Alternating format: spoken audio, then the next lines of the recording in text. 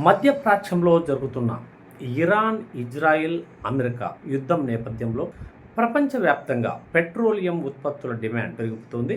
ఈ నేపథ్యంలోనే భారతదేశంలో కూడా ఎల్పిజి గ్యాస్ పైన ప్రజలు పెద్ద ఎత్తున ఆసక్తి కనపరుస్తూ ముందు జాగ్రత్తగానే ఈ సిలిండర్లను పెద్ద ఎత్తున బుక్ చేసుకుంటుండడంతో తీవ్ర సమస్యలు తలెత్తుతున్నాయి. ఈ నేపథ్యంలో కేంద్ర ప్రభుత్వం ఒక కీలకమైన ప్రకటన చేసింది.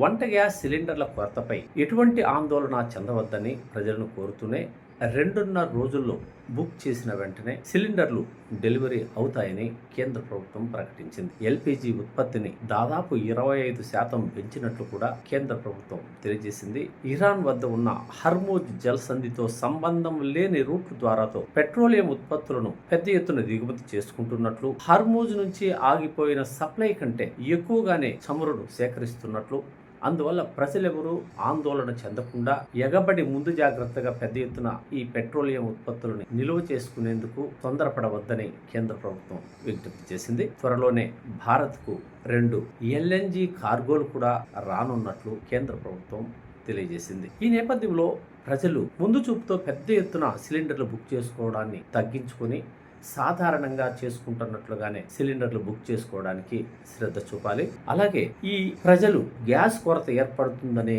ఉద్దేశంతో పెద్ద ఎత్తున బుక్ చేసుకోవడం వల్ల కొత్త సమస్యలు ఏర్పడే అవకాశాలు స్పష్టంగా ఉన్నాయి. ఈ నేపథ్యంలోనే 8 నుంచి 10 రెట్లు ఎక్కువగా ఫోన్ కాల్స్ ద్వారాతో గ్యాస్ బుక్ చేసుకోవడంతో ఇండియన్ గ్యాస్ బుకింగ్ సిస్టమ్ కూడా కుప్పకూలిపోయినట్లు తెలుస్తోంది. దేశంలో ఇండియన్ గ్యాస్కు 15 కోట్ల మంది కస్టమర్లు ఉన్నారు.